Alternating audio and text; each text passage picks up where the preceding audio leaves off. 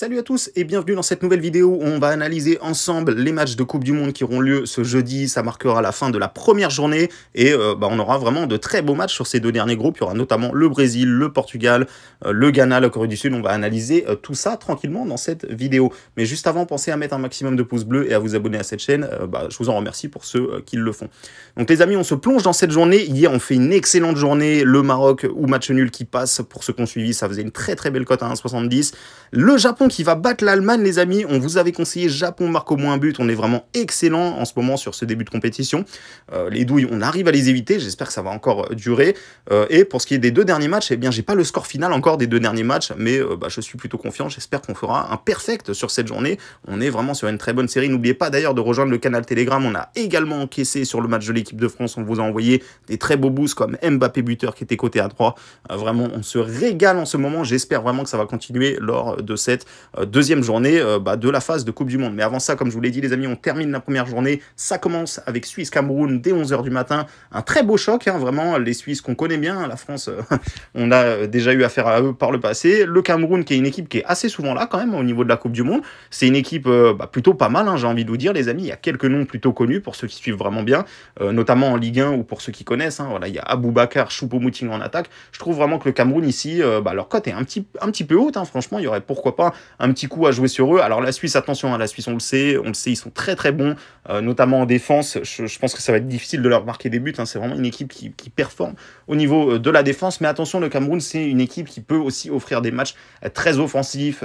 Hier, à 11 h du matin, on a eu quand même un match vraiment plutôt mauvais, parce qu'il y a eu 0-0, donc très peu d'actions. Il y a eu 2-0-0 depuis le début de la Coupe du Monde. Et sur ce match-là, je pense que les équipes peuvent être un peu débridées. Débridées, le style de jeu me laisse penser qu'on peut avoir lieu à un match offensif. Donc pour ceux qui veulent jouer, les deux équipes marquent. Je pense que ça peut être une opportunité intéressante, mais pour cette vidéo-là, j'ai envie de vous proposer des cotes un petit peu plus élevées. Alors, je le précise, c'est juste des conseils. Encore une fois, si vous souhaitez suivre mes pronostics personnels, n'oubliez pas de rejoindre le Telegram. Et dans cette vidéo-là, je vais plutôt vous conseiller des buteurs un peu fun, voilà, un petit peu risqués et tout.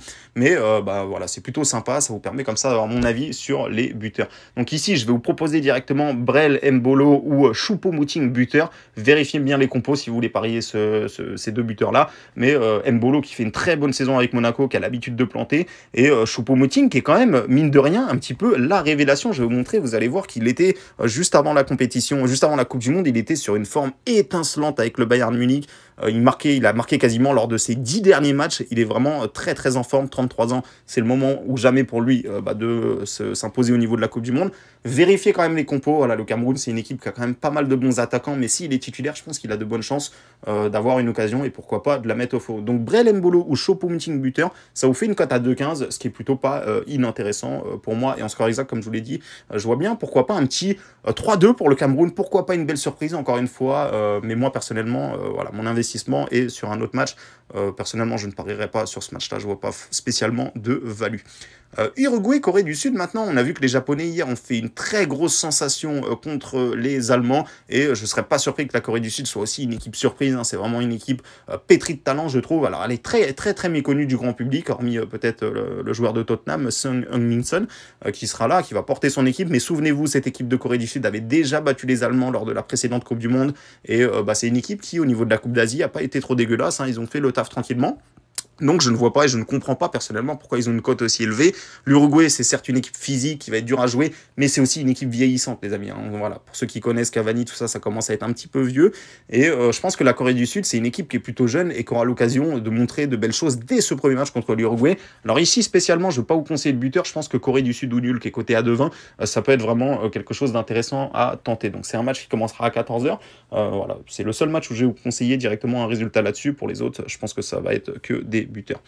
Portugal-Ghana maintenant, c'est un match très intéressant. On se souvient que le Ghana, il y a une année en Coupe du Monde, ils étaient pas loin d'aller en demi-finale. Ils s'étaient fait éliminer contre l'Uruguay avec Luis Suarez qui avait fait une main, etc. pour les plus anciens qui s'en souviennent. Et le Ghana qui avait déjà affronté en Coupe du Monde le Portugal, ils n'avaient pas été ridicules. Ils avaient perdu 2-1 dans les dernières minutes, à la 80e, un but de Cristiano Ronaldo. Mais par la suite, ils s'étaient quand même, mine de rien, qualifiés dans un groupe qui comprenait... Ah non, c'était pas ici, excusez-moi les amis, je me suis trompé. C'était pas ici, c'était un peu plus avant, c'était en 2010, où où le Ghana avait fait vraiment une bonne sensation. Et ici, je pense que le Ghana aura quand même de belles choses à montrer. Il y a une chose très importante à savoir, les amis, pour ceux qui suivent de très près le championnat espagnol. Iñaki Williams, qui est l'un des meilleurs attaquants dans le championnat d'Espagne, il joue à l'Athletic Bilbao, eh bien, il a demandé à avoir la nationalité du Ghana et il sera bien évidemment titulaire. Un joueur comme ça, c'est sans doute l'un des meilleurs de son effectif, avec aussi André Ayou, tout ça, mais bon, c'est des joueurs un peu vieillissants. Cristiano Ronaldo, ici, je me demande s'il va marquer, s'il va vraiment, pour sa dernière Coupe du Monde, faire une grande Coupe du Monde, ou si ça va être un flop. On sait qu'il a des problèmes avec son club Manchester United. Je vais vous conseiller en buteur Iñaki Williams ou Rafa Leao. C'est une cote à 2,75. Alors si vous voulez la jouer, ne faites pas de folie, n'allez pas miser des grosses sommes ou quoi. C'est vraiment un fun que je vous propose. Mais je pense que ces deux joueurs ont de grandes chances de faire quelque chose. Iñaki Williams, qui est un joueur excellent, qui vient d'intégrer l'effectif du Ghana, et Rafa Leao qui pourrait porter le Portugal, voilà, parce que Ronaldo, je trouve qu'il n'est pas vraiment en forme, je pense qu'il n'est pas forcément en confiance, mais Rafa Leao, c'est un joueur tout simplement exceptionnel. Quand il part sur le côté, c'est très difficile de le rattraper, et avec Milan, il a déjà marqué de nombreux buts. Donc Iñaki Williams ou Rafa Leao côté à 2,75, c'est mon conseil buteur pour ce match.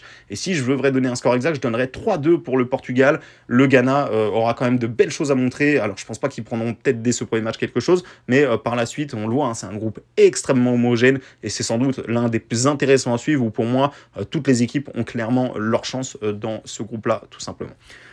Du coup, on va passer au dernier match avec le Brésil, les amis, le grand favori de cette compétition, qui va affronter la Serbie, qui, attention, la Serbie est une très très grosse équipe. Je me souviens qu'ils ont fini devant le Portugal pour se qualifier à cette Coupe du Monde-là.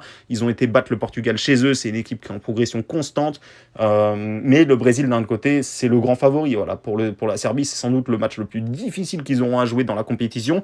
Mais par la suite, je pense que la Serbie a vraiment de quoi faire dans ce groupe-là. C'est également un groupe très homogène, où hormis le Brésil, je pense que tout le monde a ses chances.